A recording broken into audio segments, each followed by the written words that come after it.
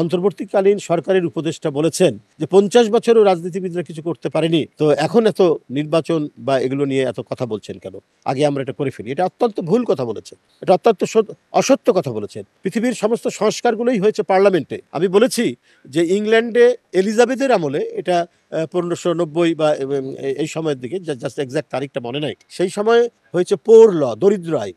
এখন ওদের গণতন্ত্রের ধারা 1215 সালের ম্যাগনা কার্টা থেকে শুরু হয়েছে। তো এখন যদি ইংল্যান্ডের কেউ বলে যে না 1215 সালে পোর আইন হয়নি কেন, তখন মেয়েদের যে রাইটস, সেই রাইটসটা প্রতিষ্ঠিত হয়নি কেন, তো সেটা তো করা যাবে না। এখন পার্লামেন্ট এবং রাজনীতিবিদরা আপনারা অবসর নেন, আমরা যারা সুশীল সমাজ আছি আমরা আগে এই জিনিসগুলো করে তারপরে করব। তো এই যে কথাটা, এটা কত মানে উপদেষ্টার এই কথাটা কত যে ভ্রান্ত, কত বিভ্রান্তিমূলক তা তো নয়। সমস্ত কিছুই হয়েছে, সমস্ত সংস্কার রিফর্ম সেখানে হয়েছে পার্লামেন্টের মধ্যে দিয়ে, জনগণের মধ্যে দিয়ে দাবি উঠেছে, বিল of rights, petition of rights, এই মধ্যে দিয়ে যখন দাবিগুলো উঠেছে, জনগণের অধিকার সম্পর্কিত বিভিন্ন আইন, সেই আইনগুলো পার্লামেন্টেই পাশ হয়েছে এবং রাজনীতিবিদরা এখানে একটা ভূমিকা পালন করেছে।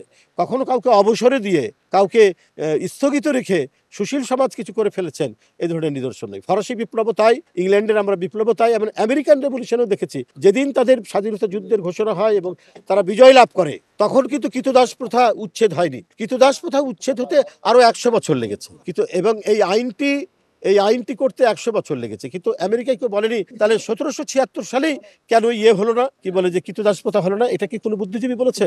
এটা জনগণের পক্ষ থেকে মানুষের সচেতনতার মধ্যে দিয়ে দাবিটা যখন প্রবল হয়, সেটাকে গ্রহণ করেই আপনার আইনসভাতে এই আইনটি করতে হয়, কৃতদাস প্রথা উচ্ছেদের আইনটি করতে হয়। এখন 1735 সালে ইংল্যান্ডে হয়েছে, কৃতদাস প্রথা উচ্ছেদ হয়েছে, আর ইয়েতে হচ্ছে আমেরিকায় হয়েছে 1865 সালে।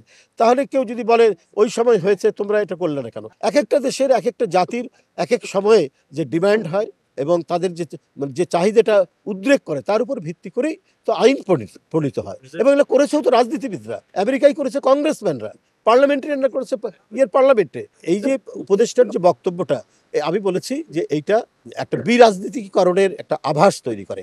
যে অন্তর্বর্তীকালীন সরকারের প্রতি সমস্ত গণতান্ত্রিক রাজনৈতিক দল সমর্থন দিয়েছে, তারা যদি এরকম রাজনীতিবিদ এবং সুশীল সমাজ এরকম বিভাজন রেখা টানেন, এটা এই দেশের গণতন্ত্রকে শক্তিশালী করার ক্ষেত্রে, আমরা তো এখনো অবাধ সুষ্ঠু নির্বাচন পাইনি, তো সুতরাং এইটা প্রতিষ্ঠা করার ক্ষেত্রে এক ধরনের জটিলতা তৈরি হয়।